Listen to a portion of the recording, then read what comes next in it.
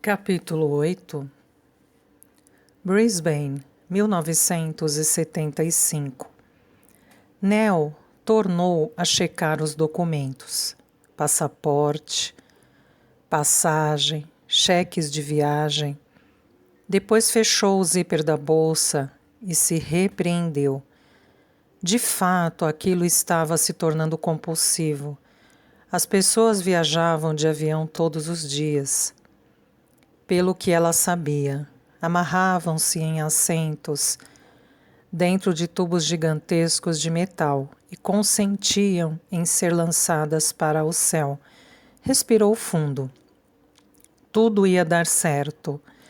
Ela era uma sobrevivente, não era? Ela percorreu o lugar, checando as trancas das janelas. Examinou a cozinha, certificou-se de que não tinha deixado nenhum bico de gás escapando. Nem gelo derretendo no freezer, nem aparelhos ligados. Finalmente carregou as 2 malas para fora pela porta dos fundos e a trancou. Sabia porque estava nervosa, é claro, e não era apenas o medo de ter esquecido alguma coisa, nem mesmo o medo de que o avião fosse cair. Estava nervosa porque ia para casa. Depois de todo esse tempo, de uma vida inteira, estava finalmente indo para casa. Tudo acontecera tão de repente. Seu pai, Hugh, morrera havia apenas 2 meses e ela estava abrindo a porta do passado. Ele devia saber que ela faria isso. Quando mostrou a mala a Phyllis e pediu que a entregasse a Nell quando morresse, ele devia ter adivinhado. Enquanto esperava pelo táxi na rua, Nell olhou para sua casa amarelo clara. Tão alta vista daquele ângulo, diferente de todas as casas que já vira. Com sua escadinha engraçada, fechada havia tantos anos. Seu toldo listrado de rosa, azul e branco, e as 2 janelas dos quartos no alto, estreita demais. Parecia muito um caixote para ser considerada elegante. E, no entanto, ele a amava. Ela a amava. Amava seu ar desajeitado, remendado, sua origem incerta, vítima do tempo e de uma sucessão de donos, cada um querendo deixar a sua marca na fachada. Comprara a casa em 1961, depois que Al morrera e que ela e Leslie voltaram dos Estados Unidos.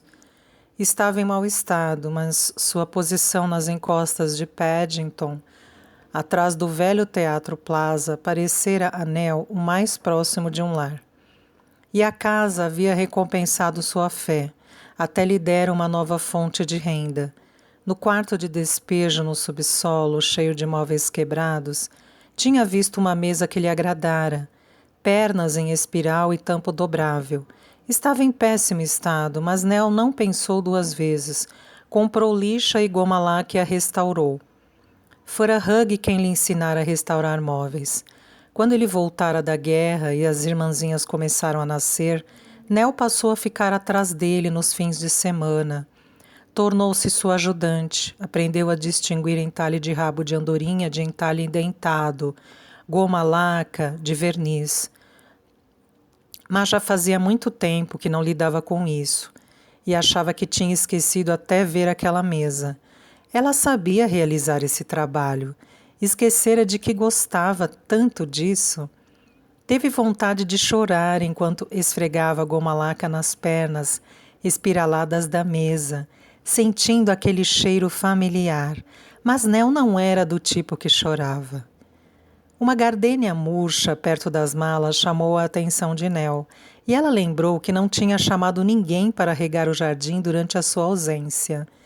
A moça que morava atrás de sua casa concordara em deixar leite do lado de fora para os gatos, enquanto outra mulher recolheria sua correspondência na loja. Mas Nell havia se esquecido das plantas. Devia estar mesmo muito distraída para deixar de lado suas adoradas flores. Teria que pedir a uma das irmãs, teria que telefonar do aeroporto, ou até mesmo do outro lado do mundo. Elas iam ter uma surpresa e tanto, o tipo de surpresa que passaram a esperar da irmã mais velha. Era difícil acreditar que um dia haviam sido tão unidas. Das muitas coisas que a confissão do seu pai lhe roubara, perdê-las se tornara a ferida mais profunda. Já contava 11 anos quando a primeira irmã nasceu, mas o elo instantâneo que se formara a deixara sem fôlego. Soube, antes mesmo de a mãe lhe dizer, que tinha a responsabilidade de cuidar daquelas irmãzinhas, de zelar por elas. Sua recompensa era a devoção delas. Ao insistirem para que Nel as embalasse quando se machucavam, ao subirem na cama da irmã mais velha, seus corpinhos juntos ao dela quando tinham um pesadelo. Só que o segredo de seu pai havia mudado tudo. As palavras dele jogaram para o alto o livro de sua vida, e as páginas tinham se misturado no ar, nunca mais se costurando de novo para contar a mesma história. Percebeu que não conseguia olhar para as irmãs, sem se ver como uma estranha, e, no entanto, não conseguiu lhes contar a verdade. Se contasse, iria destruir algo em que elas acreditavam. Nel achou melhor que a considerassem estranha do que saberem que ela era de fato uma estranha. Um táxi entrou na rua e ela acenou. O motorista guardou suas malas e Nel se sentou no banco traseiro. — Para onde, querida? — perguntou ele, fechando a porta. — Para o aeroporto. Ele assentiu e o táxi partiu, percorrendo o labirinto de ruas de Paddington. Seu pai tinha lhe contado tudo aquilo no seu aniversário de 21 anos. A confissão sussurrada roubou sua identidade. — Mas quem sou eu? Questionara. — Você é você, a mesma de sempre. Você é Nel, a minha Nelly. Percebeu quanto ele desejava que fosse assim, mas sabia que seria impossível. O rumo de sua vida fora desviado, deixando-a descompassada em relação aos outros. Esta pessoa que ela era, ou achava que era, não existia de verdade. Não havia nenhuma Nel O'Connor. Quem sou eu de verdade? Tornara a perguntar dias depois. Por favor, me diga, papai. Ele balançou a cabeça. Não sei, Nel. Sua mãe e eu nunca soubemos. Isso nunca fez diferença para nós. Ela tentara não se importar também, mas aquilo fazia diferença. As coisas tinham mudado e Nel não conseguia mais encarar o pai. Não que o amasse menos, mas a naturalidade havia desaparecido. A afeição que sentia por ele, invisível, inquestionável no passado, ganhara um peso, uma voz. Quando olhava para ele, uma voz sussurrava: você não é filha dele de verdade. Não podia acreditar, por mais que ele insistisse, que o pai a amava como dizia, que a amava tanto quanto as suas irmãs. É claro que sim, respondera. Seus olhos revelaram sua surpresa, sua dor. Ele tirou o lenço e enxugou a boca. Eu conheci você primeiro, Nelly. Amo você há mais tempo. Não foi o bastante. Ela era uma mentira, tinha vivido uma mentira e se recusava a continuar fazendo isso. Ao longo de poucos meses, a vida que ela construíra durante 21 anos foi sendo sistematicamente demolida. Largou o emprego na loja de revistas do Sr. Fitzsimmons e arranjou outro, de lanterninha, no Teatro Plaza. Arrumou sua roupa em 2 malas e combinou de dividir um apartamento com a amiga de uma amiga. Rompeu também seu noivado com Danny, não imediatamente. Não teve coragem de acabar tudo de repente. Deixou que a relação se deteriorasse por meses, recusando-se a vê-lo a maior parte do tempo, comportando-se de forma desagradável, quando por fim se encontravam. Sua covardia a fez odiar-se ainda mais. Um ódio que confirmava a suspeita de que merecia tudo aquilo que estava acontecendo. Ela demorou muito a se recuperar do rompimento com Danny. Aquele rosto bonito, de olhos francos e sorriso aberto. Ele insistiu para saber por quê, é claro, mas ela não conseguiu revelar. Não havia palavras para contar que a mulher que ele amava, com a qual esperava se casar, não existia mais. Como podia esperar que ele lhe desse valor, que ainda a desejasse, depois de saber que ela era uma pessoa descartável, que sua própria família a havia abandonado? O táxi entrou em Albion e prosseguiu velozmente na direção do aeroporto. Para onde a senhora vai? Perguntou o motorista, olhando-a pelo retrovisor. Para Londres. Tem família lá? Nell olhou para fora, pela janela suja do carro. Sim, esperava que sim. Também não contara a Leslie sobre a viagem. Ela havia pensado a respeito, tinha se imaginado pegando o telefone e discando o número da filha, o mais recente em uma fileira que se estendia pelo seu caderninho e subia pela margem, mas acabara desistindo. Era muito provável que já estivesse de volta, antes que Leslie percebesse que tinha viajado. Nell não precisava perguntar à filha como tinham começado os problemas entre elas, sabia muito bem. Começaram mal e nunca acertaram o passo. O nascimento de Leslie foi um choque. A chegada violenta daquele ser que gritava e se contorcia, feito de pernas, braços, gengivas e dedos nervosos. Noite após noite, Nell ficara acordada no hospital americano, esperando sentir aquele elo de que todo mundo falava, sentir que estava ligada de forma completa e absoluta àquele ser que crescera dentro dela. Só que isso nunca aconteceu.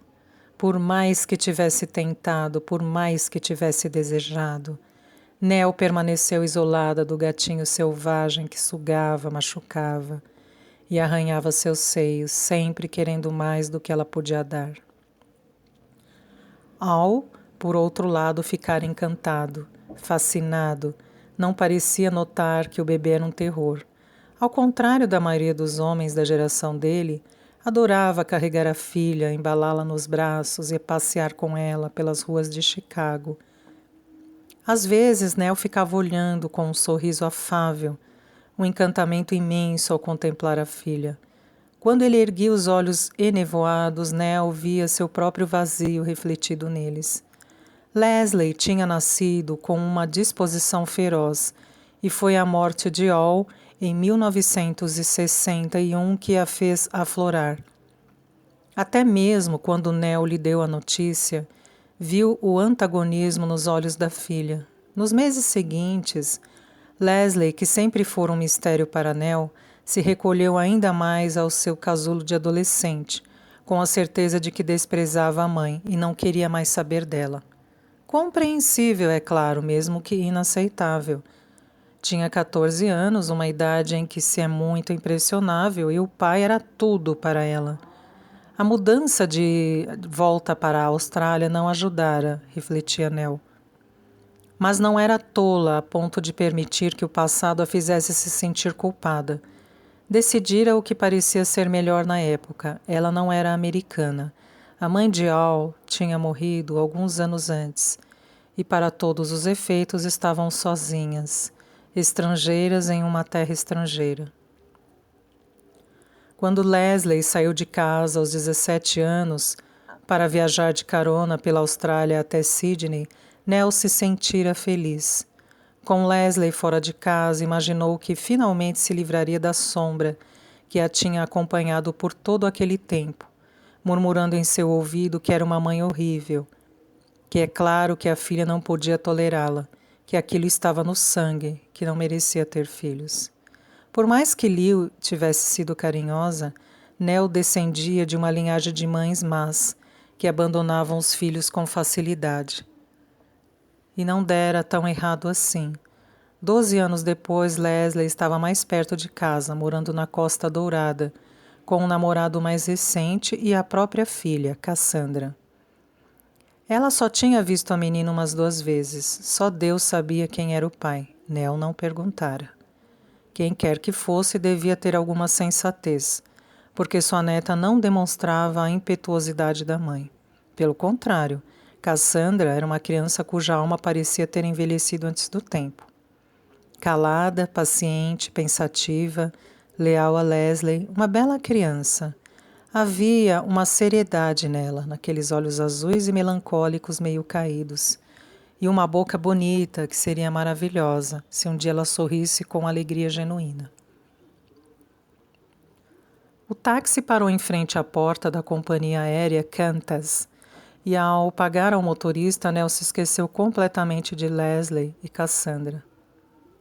Já tinha passado grande parte da vida sob o peso do remorso.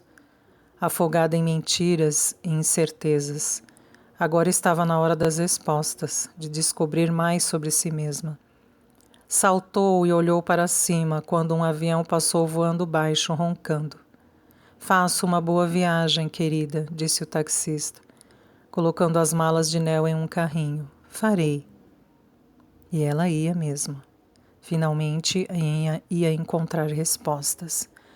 Depois de passar a vida sendo uma sombra, ia se tornar uma pessoa de carne e osso.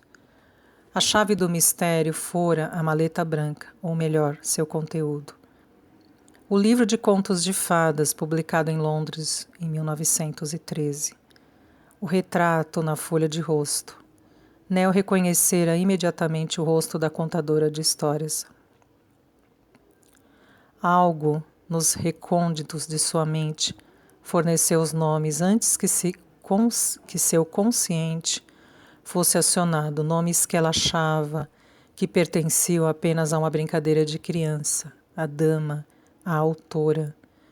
Não só sabia agora que a dama era real, como também o nome dela, Eliza Makepeace. Seu primeiro pensamento, naturalmente, foi que Eliza Makepeace era sua mãe. Enquanto pesquisava na biblioteca, aguardou cerrando os punhos, torcendo para a bibliotecária descobrir que Eliza Makepeace tinha perdido uma criança e passara a vida procurando a filha desaparecida. Mas esta era, evidentemente, uma explicação simples demais. A bibliotecária encontrara muito pouco a respeito de Eliza, mas o suficiente para saber que a escritora com aquele nome não tivera filhos. As listas de passageiros não foram muito mais esclarecedoras. Nell verificou cada navio que partira de Londres para Maryborough no final de 1913. Mas o nome Eliza Makepeace não aparecia em nenhum deles. Havia a chance de Eliza ter escrito o livro usando um pseudônimo, é claro, e a passagem estar em seu verdadeiro nome, ou até mesmo em um outro fictício. Mas Hugh não tinha dito a Nell em que navio ela chegara, e sem saber disso não havia como diminuir o rol de possibilidades. Entretanto, Nell não desanimou. Eliza Makepeace era importante. Tinha desempenhado algum papel no seu passado. Ela se lembrava de Eliza. Não claramente. Eram lembranças antigas e havia muito reprimidas, mas reais. Recordava-se de estar em um navio, esperando, escondendo-se, brincando. E começava a rememorar outras coisas também. Era como se o fato de se lembrar da autora tivesse aberto uma espécie de tampa. Cenas esparsas começaram a surgir, um labirinto, uma velha que a assustava, uma longa viagem pelo mar. Por meio de Eliza, sabia que encontraria a si mesma. E para encontrar Eliza, precisava ir a Londres. Graças a Deus, tinha dinheiro para a viagem. Graças a seu pai, na verdade, porque ele tivera mais a ver com isso do que Deus. Dentro da maleta branca, ao lado do livro de contos de fadas, a escova de cabelo, o vestidinho, Nell tinha achado uma carta de Hugh presa a um retrato e a um cheque. Não era uma fortuna, ele não fora um homem rico, mas o suficiente. Na carta dizia que desejava que ela tivesse algo mais e não queria que as outras meninas ficassem sabendo. Ele as ajudara financeiramente enquanto estava vivo, mas Nell sempre se recusara a receber dinheiro do pai. Desse modo achava que ela não poderia dizer não. Depois ele havia se desculpado, escrevendo que esperava que algum dia ela pudesse perdoá-lo, apesar de nunca ter conseguido perdoar a si mesma. Talvez ela fosse gostar de saber que ele nunca se livrara da culpa, que fora esmagado por ela. Passara a vida desejando nunca ter contado nada, e se houvesse sido um homem mais corajoso, teria desejado não ter ficado com ela. Mas isso significaria desejar que Nell não tivesse feito parte de sua vida, e preferia ficar com a culpa a abrir mão da filha. O retrato ela já havia visto, mas não o via fazia muito tempo. Era preto e branco, mais precisamente marrom e branco, e fora tirado décadas antes. Hugh, Liu e Nell, antes de as irmãs nascerem e aumentarem a família com seus gritos e suas gargalhadas. Era um desses retratos feitos em estúdio, onde as pessoas parecem um tanto espantadas, como se houvessem sido retiradas da vida real, transformadas em miniatura, depois colocadas dentro de uma casa de bonecas, cheia de objetos estranhos. Olhando para ela, Nell teve a sensação de se recordar do momento em que foi tirada. Não se recordava muito da infância, mas se lembrava de ter detestado aquele estúdio, o cheiro dos produtos químicos usados para a revelação. Largou o retrato e apanhou de novo a carta do pai. Não importava quantas vezes a lesse, sempre se espantava com a escolha de palavras. Culpa. Pensava que ele queria dizer que se sentia culpado por ter desestabilizado a vida dela com sua profissão. Entretanto, a palavra não se encaixava bem. Arrependido, talvez, com remorso, mas culpado, parecia uma escolha estranha. Por mais que Nell desejasse que aquilo não tivesse acontecido, por mais que achasse impossível continuar com uma vida que sabia ser falsa, nunca pusera a culpa nos pais. Afinal de contas, eles tinham feito o que acharam melhor, o que era melhor. Deram-lhe o lar e o amor que ela não tinha. O fato de seu pai ter se sentido culpado, imaginando que ela o julgava assim, era inquietante. No entanto, agora era tarde demais para lhe perguntar o que ele queria dizer com aquilo.